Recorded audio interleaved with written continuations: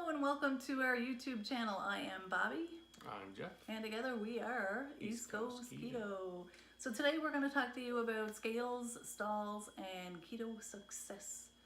But before we do, we're going to ask you to hit that subscribe button down below. Ring the bell. And what will happen is we will notify you when we have a new video, any new content, and that way you can keep up on what we're talking about. So new stuff coming out all the time. New stuff coming out all the time. So let's talk about scale, stalls, and keto success. All right. Scales. What are your They're thoughts? not your friend. They are not your friend. They lie. They lie. Fish and scales go together. Keto and scales do not. A lot of people, start off with keto and they're obsessed with the weight. They're obsessed with their weight. Well, it's because you spent your whole life jumping on the scale, and there's so many programs out there, what we call pay-to-play programs, where every time you go in, the first thing you do is go in and jump on the scales, and you got to keep in mind that there's so many things that can affect that number on the scales. It can be that you had a little bit of extra water retention. That's not like fat. That's a bit of water weight. It could be literally that you haven't had a poop yet today. It could be that you ate something just before you went in. There's a whole bunch of different factors that can affect that number. And if you're going in on a day-to-day basis and looking at your weight, especially if you got a scale in your bathroom and you're going in every time you go to or walk past the bathroom, you're jumping on the scale, that's going to be nothing but frustration. Because your weight, even in one given day, you can vary anywhere from 1 pound to 5 pounds, 6. up and down. Yeah. And that is perfectly normal. It doesn't mean that all of a sudden that you just puffed up with fat. There's so many things at play. So okay, scale. So most people think that when you start weight or a weight loss program such as keto or whatever, that your weight loss is just going to start up here and just gradually go down, and it's going to look absolutely perfect. And that's not the case. There's going to be blips in the radar all over the place. The reality is going to be it's going to go down, then it's going to go up and down and up and up and down, up, down, up, down, up, down, up, down, up, down. And it's gradually going to make its way down there. But there's going to be a lot of the highs and lows and staying the same and all that stuff. All over the map. That's perfectly normal. And if you're the type of person, we've heard so many times, oh, I'm obsessed about the scales, I'm obsessed about the scales. I'll tell you what you're doing to yourself. When you're stressing out over the scales and you're hyper-focusing on that number and weighing yourself, minute after minute after minute, what you're doing is you are stressing yourself out. And when you stress, cortisol. Your body releases cortisol, which is the stress hormone. And most people don't know it, but what cortisol also does is it's responsible for storing the visceral fat, which is that stuff in around your organs. Now, talk about tofu. Well, the whole thing about stress, when your body is feeling stress, it's like your body is telling itself, I gotta store that fat. Totally. You're gone into self-preservation There's something mode that we're going to need this stored fat, so it starts storing fat in the cells. Exactly. So that's what cortisol does. So if we talk about tofu, which is thin outside, fat inside, even if somebody looks thin on the outside, like you look at those runners and people that are this thin, they can still have a bunch of visceral fat, a bunch of fat in around their organs. And you can potentially have a person here who's got extra weight on and one over here who looks super thin on the outside.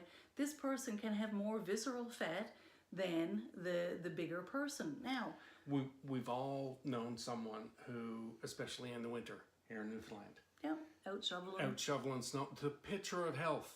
Boom, dropped over. Tofu.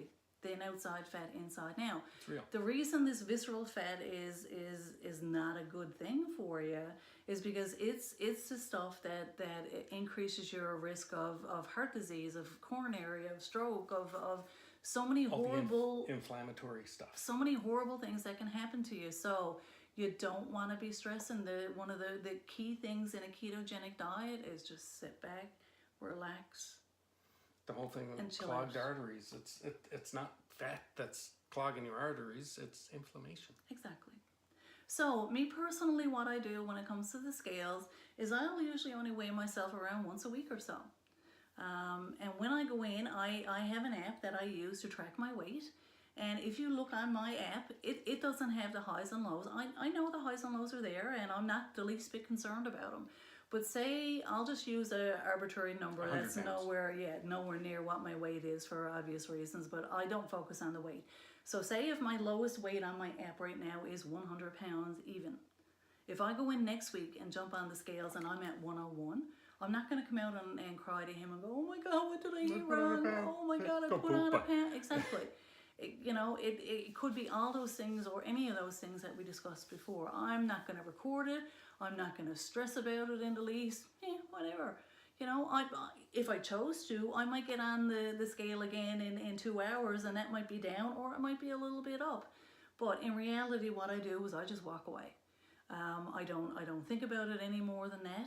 I'll go back in another 3 or 4 days or another week and I'll jump on again. And I'll keep doing that week after week until that 100 pounds goes down to 99.2 or 99.8 or whatever it is. And then and I will go in and record that number. And that's what I do. I record my lows and I keep an eye on the highs. If it's just like a couple of pounds up and down, don't even worry about it. If it starts trending up over time. And keeping going up. If that 2 or 3 pounds is turning into 5 and 6 and 7 and 8 and 9 and 10, that's when you got to sit back and look at, okay, what am I doing different? Other than that, walk away from the scales. They are not your friend. The best thing you can do is judge yourself by how you feel. And measurement. Get in tune with your body about how you feel, how your clothes is fitting, and for heaven's sakes, if you haven't taken your measurements yet, take your measurements. All right, let's talk stalls. How do you know when you're stalled? That's a trick question. That's a trick question. Like, oh my God, I've been doing this for 2 weeks and right. I lost 10 pounds in the first 2 weeks, but now I haven't lost anything in the past week. You know what? You're going to go into a lot of keto forums that are out there, and they're going to say to you, "Oh, it's not a true scale unless your weight hasn't moved for X amount of weeks." You know what? That's not my belief at all. I'll go so far as to say that's absolute malarkey, because the ketogenic journey is far more than just the number on the scale. You are far more than what that number is on the scale. Are you stalled? I'm going to ask you a couple of questions now.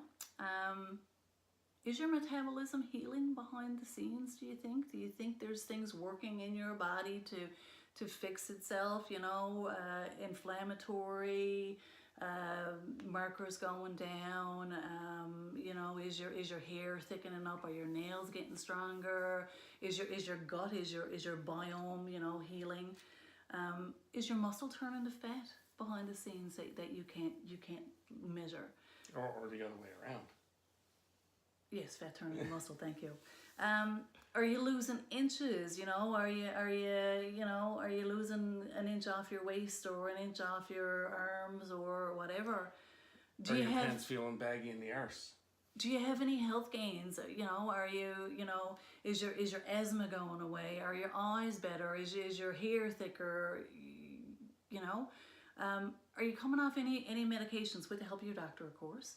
I'm not taking my blood pressure pills anymore. I don't need them. I don't have diabetes anymore. If you're not taking the statins for. If any of those things are happening behind the scenes, you are not stalled. Don't focus on that number. There's so many things happening in your ketogenic journey that are so important. The best thing you can do in that situation is just keto on. Just keep doing what you're doing. Ignore the scales. Trust the process. Keto on. Keto progress. What do you expect? Some weight loss. That's what we started out with the intent of doing keto too. We were far too big. Yeah. And we wanted to lose some weight. And here we are now, and it's nothing to do with weight. Nothing to do with weight.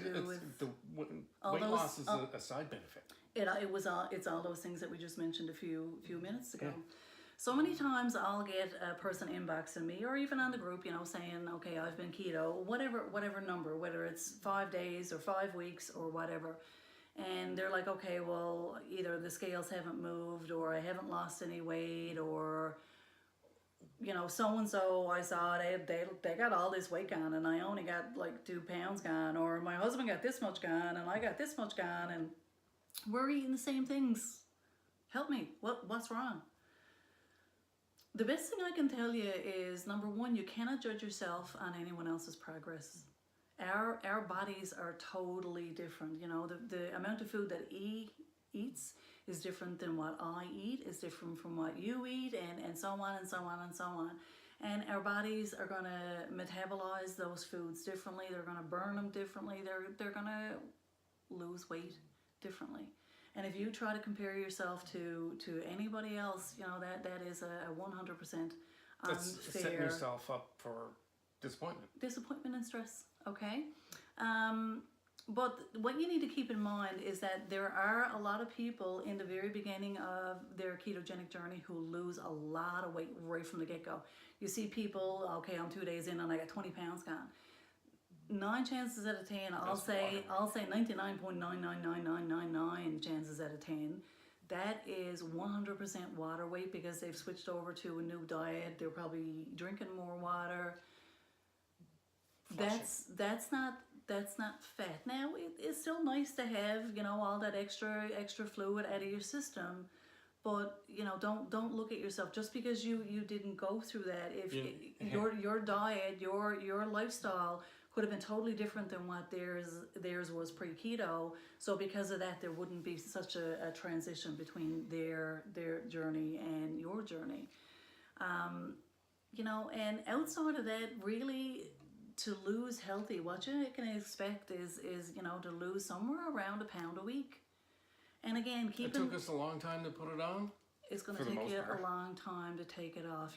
If you look at those ups and downs and ups and downs and ups and downs, again, if you lose 1 pound this week and the next week it goes back up again, don't worry about it, because in 2 weeks' time you're going to lose 2 or 3. So that's totally normal. Yeah, if you end up losing a massive amount of weight really fast, you're going to end up with the and the flabby bat wings and so keep in mind that while your body is losing weight, there's a lot of stuff happening in behind the scenes. All of your body is healing. Your body is not only switching fuels. I mean, it's not like you're flicking a switch and boom, it's going over to the other side. You are literally retraining your body and your metabolism to do a whole new brand new thing, and that doesn't happen overnight. So from diesel to rocket fuel. Yeah, exactly. Body by bacon. We are fat burning machines. So I think that's enough for today. If you have any questions, you can always reach us on our Facebook page, which is NL Keto Queen Bobbi Pike. Our Facebook group or community is East Coast Keto, and our website is eastcoastketo.com. Thanks for joining us, and make sure you hit that subscribe button, and we'll see you back next time. Bye, folks. Bye.